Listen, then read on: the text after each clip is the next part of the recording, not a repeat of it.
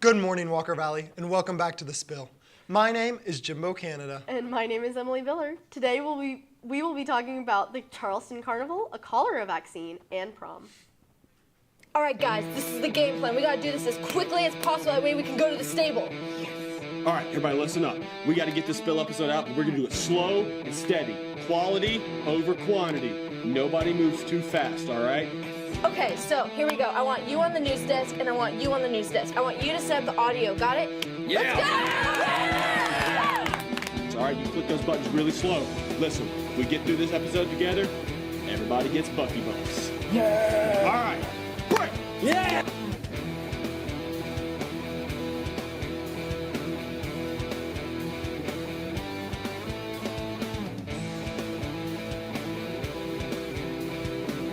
And we're live in 3, 2, 1. action. Concerns rise over the current stockpile of cholera vaccines. With the global increase in cholera outbreaks, health experts warn that the existing supply may not be sufficient to meet demand. The World Health Organization urges governments to prioritize vaccination campaigns and calls for increased production to address the growing public health threat. A 27-year-old endurance athlete becomes the first to run the end-to-end length of Africa.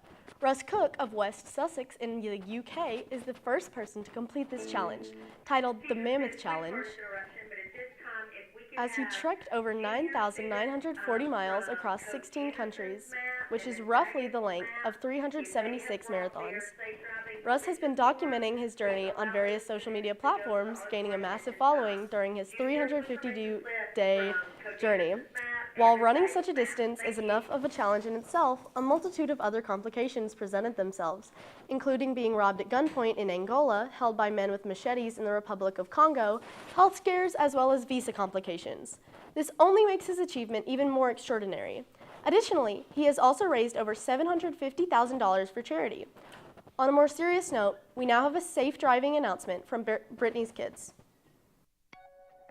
My accident was on May 1st of 2023, around 3:40 p.m. after school on the crossing of Walker Valley and Lauderdale. I don't remember my accident. I remember talking to one of my friends after school and ending up in the hospital. What I've heard is I crossed at the stop sign and I got T-boned. And little bits and pieces of what I've seen, I know that happened, and I don't remember any part of that. So I'm really grateful for that one though. And then I know I ended up in the hospital. I was at Erlanger in Chattanooga, and I was in the trauma ER, and I had my bladder surgery first, and then I have 2 titanium screws put in my hip to fix my pelvis the next morning. And then I spent 7 weeks on crutches and going to physical therapy, which is surprising because it could take a lot longer. I would definitely say that paying attention to the road and your surroundings for sure, and making sure you keep your phone down. And if you get a text or something, give it to someone else to answer. So based on last year, total of 22% were distracted driving. So there were a total of 1,316 crashes, 22% of that. So we're looking at a total of about 480 of them were distracted driving, and then 290 crashes resulted in fatalities. Just one phrase that I always repeat to students, and it stuck with me a long time, is begin with the end in mind. So essentially, when you get behind the wheel of the car, you got to think about where you're going. You're going home, you're going to a store, you're going to a movie theater, whatever. You got to want to get there safely. And so anything you do in between there, whether it's a phone call, a text message, if you have to put in driving directions, get all that done before you start moving. And if you really think through it, it's just self-preservation. It's not just looking at consequences like tickets and fines and court costs. It's not just looking at repairing your vehicle. I mean, a 1-year cost right now in the state of Tennessee is up towards $500,000 for accidents that involve distracted driving. other than the monetary or any kind of legal consequences, it's your life, it's your health. So if you're texting somebody saying I'll be on the way, is that worth, not being able to be mobile the rest of your life? So just to take that second before you take off, make sure your seatbelt's on, make sure you get all your cell phone stuff, your directions are in there, and you don't have to touch it. Because even just reaching for your phone isn't only just illegal, but it could cost you and multiple people their lives depending on the situation.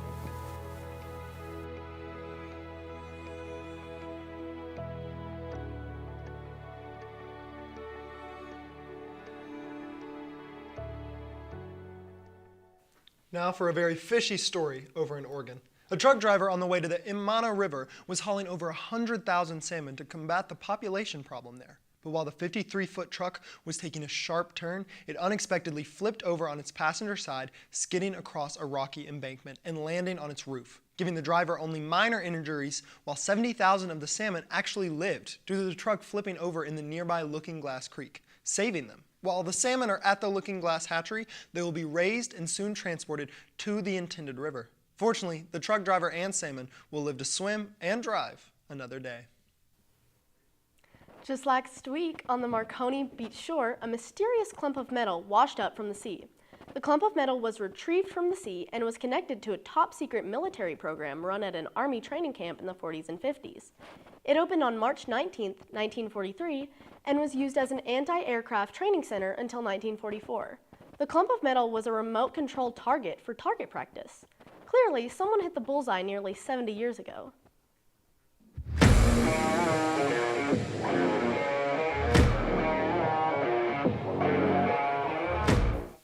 There will be a big race for fans of Formula One fans next week in the Chinese Grand Prix starting next Friday, April 19th, and ending that Sunday, April 21st.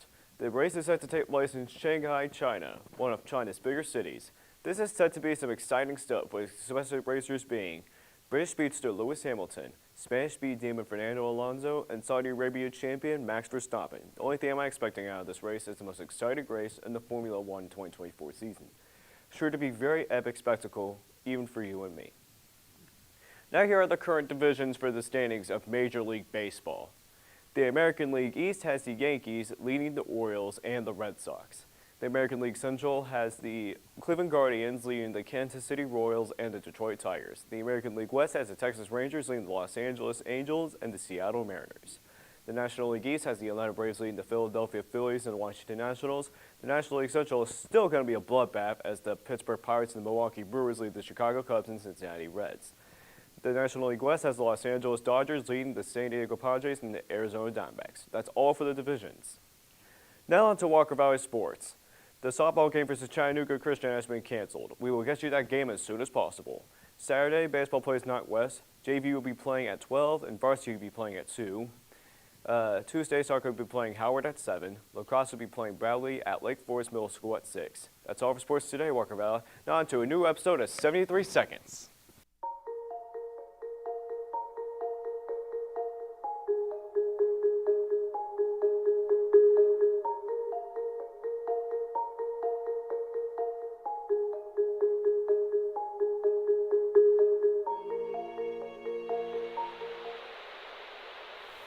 Here at 73 Seconds, we like to teach people about things in 73 seconds.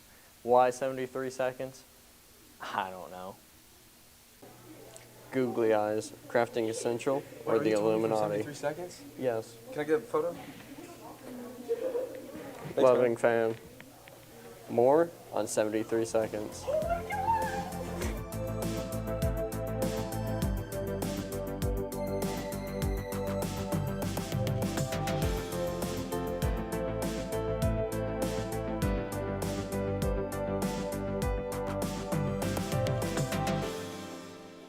Googly eyes are little round things of plastic with a black disc in it.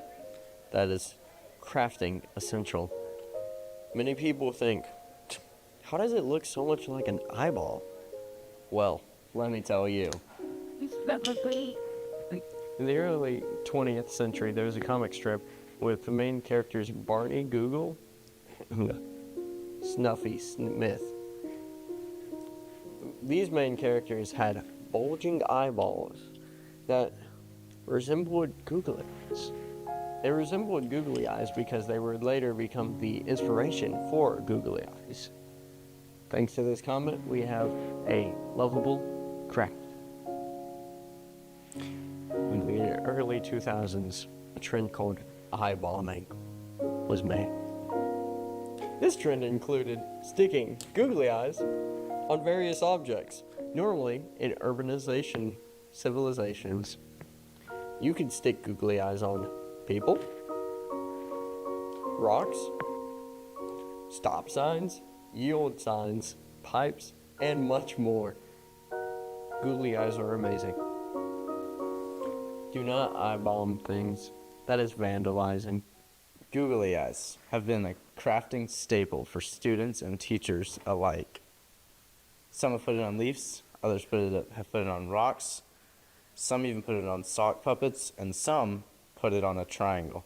So the next time you're at the Dollar General, ask yourself if you want to give rock a sight for the first time, or if you want to join a secret society and put it on a triangle.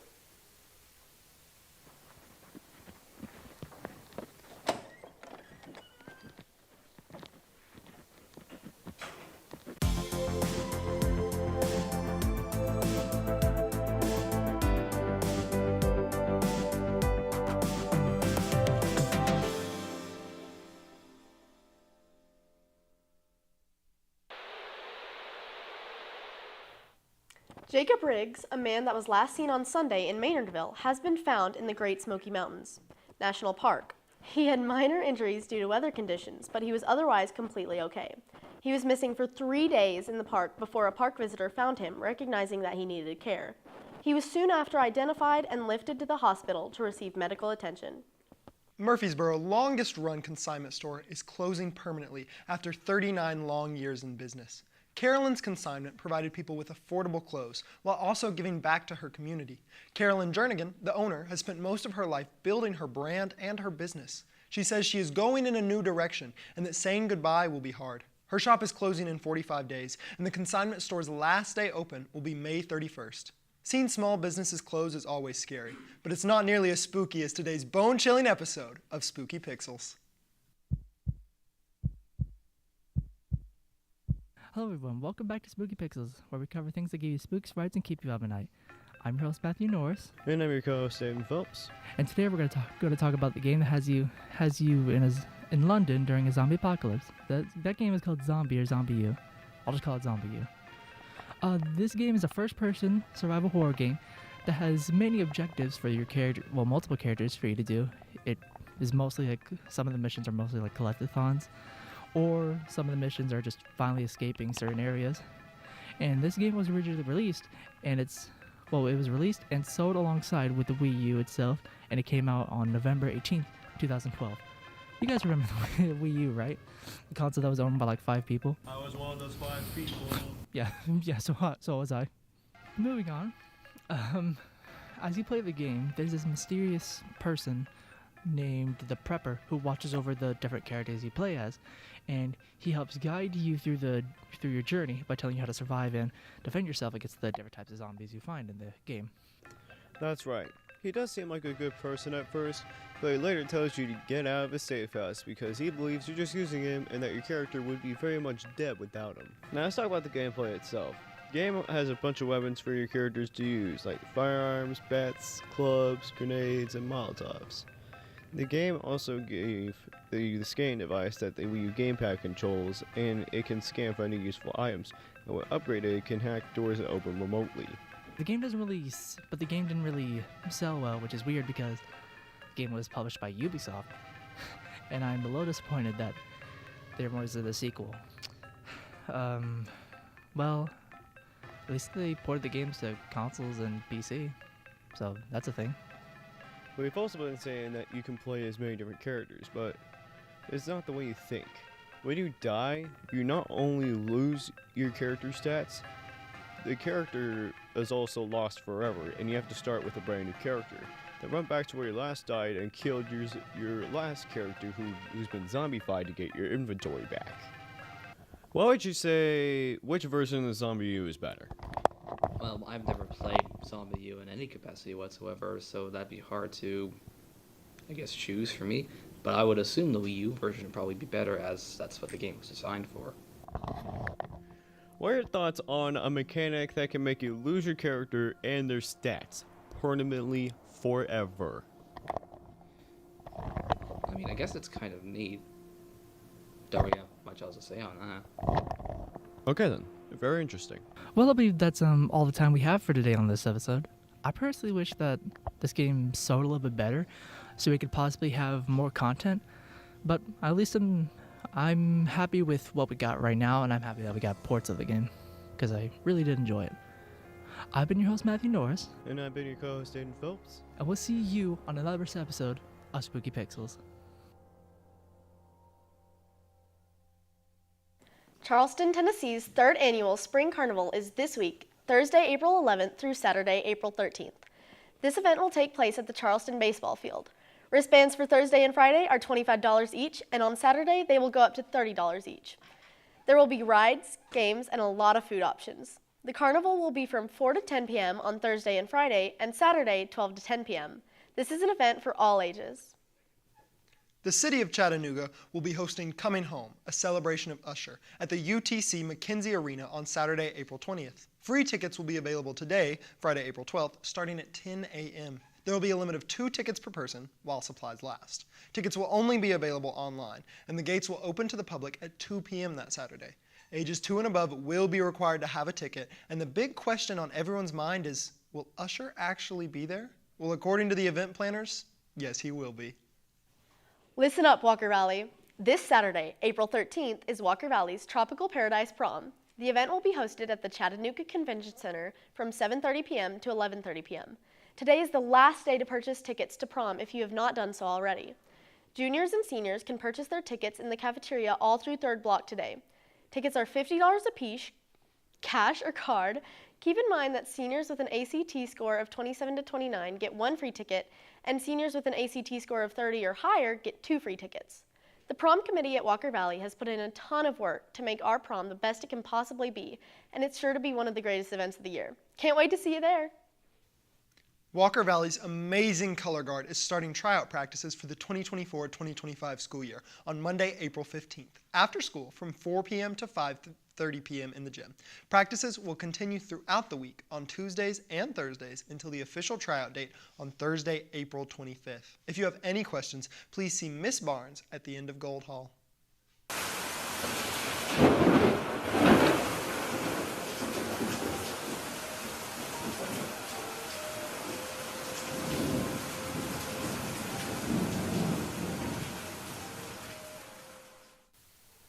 Good morning, Walker Valley. Sorry about my voice today. I'm feeling a little under the weather.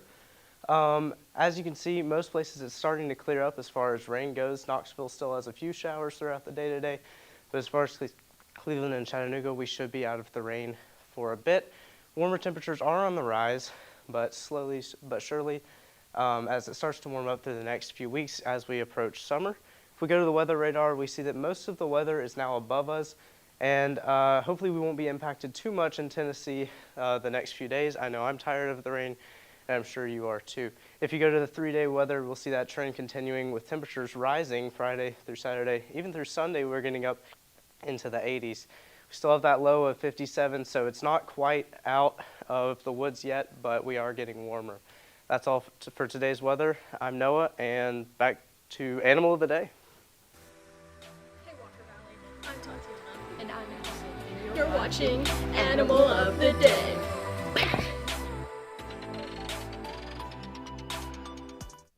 Welcome back, everybody, to Animal of the Day. Today's animal we'll be talking about is a white tiger. White tigers originate from India. However, they mostly live in zoos now, considering that it's hard to live considering that they're all white. White tigers are a subspecies, and their whiteness of the tiger is actually caused by the loss of the pigmentation in the fur, kind of like you see in humans with alopecia. A sad fact is that white tigers are starting to become extinct because of just how rare they are. There's a 1 in 10,000 chance of them being born. Just like regular tigers, white tigers like to hunt and eat just like regular tigers. However, since they're completely white, they don't seem to really hunt that great in the wild. Because most white tigers are living in zoos now, their diet consists of mostly pig and cattle, which is also the same as just normal tigers that are in the zoo. I personally think white tigers are the best animal, and I think that if you don't think they're the best animal, then you're wrong. That was your animal of the day.